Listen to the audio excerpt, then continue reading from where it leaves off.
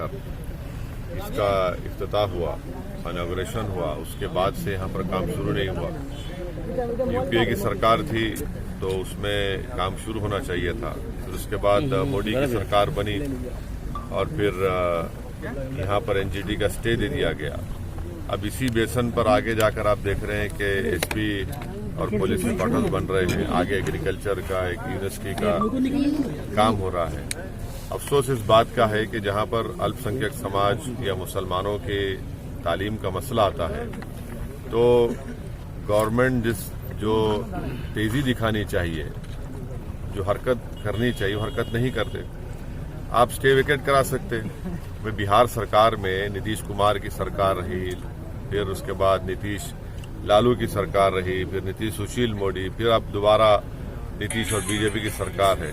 तो क्या यहाँ की स्टेट गवर्नमेंट अपना असर रसूख इस्तेमाल करके खुद इम्प्लीड होकर स्टे को विकेट करा सकती थी? और ये न सिर्फ बिहार का बल्कि भारत का सबसे पसमानदा इलाका है, बैकवर्ड एरिया है, और यहाँ पर अगर एएमयू के कैंपस का काम नहीं शुरू होगा तो बहुत गलत बात है। तो मैं ये डिमांड करता हूँ कि हमारे मोदी सरकार और देश के प्रधानमंत्री और नीतीश कुमार यहाँ के मुख्यमंत्री हैं, वो फौरन इसका नोट लें और यहाँ पे जल्द से जल्द एएमयू के कैंपस का काम शुरू करवाएं। इससे न सिर्फ सीमांचल बल्कि बिहार के नौजवानों का फायदा होगा, वो अपनी तालीम को मुकम्मल कर सकेंगे। एक बैकवर्ड एरिया के लिए बहुत जरूरी है इस तरह के कैंपस की। अफसोस इस बात का है कि ये भी डस्टबिन में पड़ा हुआ है मसला और उस पर कोई एक्शन नहीं लिया जा रहा है। तेजस्वी डिप्टी सीएम थे, जब कभी भी विधानसभा के चुनाव थे तो बड़ा उसका जिक्र हुआ, और जैसा सत्ता में आते सब भूल जाते हैं सीमांचल के इलाके को। सर, दोषी किसको मानते हैं, कांग्रेस को या भाजपा को? दोनों हैं। वो जब केंद्र में उनकी सरकार थी तो उनको चाहिए था कि काम शुरू करवा देते बजट देकर।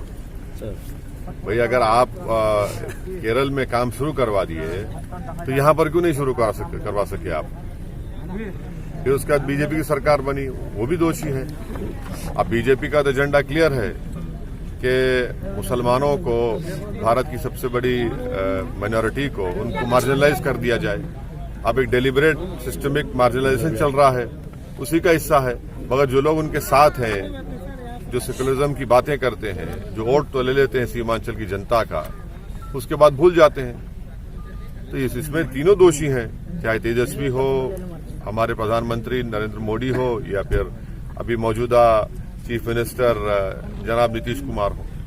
तेजस्वी यादव जी सर वो नया यात्रा के लिए निकल रहे हैं। तेजस्वी यादव यात्रा के लिए निकल रहे हैं पूरे बिहार में। अच्छा, किशनगंज को ई कर दिया गया, नेगलेक्ट कर दिया गया, वो यहाँ नहीं आ रहे। आने क्यों आएंगे यहाँ पर? यहाँ पर कैसे आएंगे वो? यहाँ पर तो आकर उन्होंने झूठ बोला था कि सीमांचल डेवलपमेंट काउंसिल बनाएंगे। ठाकुरगंज के सभा में कहा था, उसके बाद भूल गए। कौन सी न्याय की बात कर रहे हैं? इन्हीं की ये भी जिम्मेदार है। इन्हीं की वजह से आज बीजेपी आरएसएस सत्ता में आ गई बिहार में। हम चुनाव लड़ते हैं तो हम पर उंगलियां उठाई जाती हैं। आपने तो यहाँ पर सत्ता दे दी बीजेपी को, आप ही की गलतियों की वजह से। आप भी जिम्मेदार हैं भाई। पलटू और मास्टर से नीतीश कुमार है, नहीं है, तीनों भी हैं। नरेंद्र मोदी है और तेजस्वी, तीनों हैं। सर, आगामी लोकसभा चुनाव में कितने सीटों पर एआईएमआईएम बिहार में लड़ेगी सर? 40 सीटों में? नहीं, हम लोग 2019 में सिर्फ किशनगंज की पार्लियामेंट की कॉन्स्टिट्यूंसी से हम इलेक्शन लड़े थे। अब की बार हमारी पार्टी में, और पार्टी के जिम्मेदार और हमारी पार्टी के सदर अख्तर उल ईमान साहब हैं, वो तो किशनगंज लड़ेंगे कैसा भी इंशाल्लाह।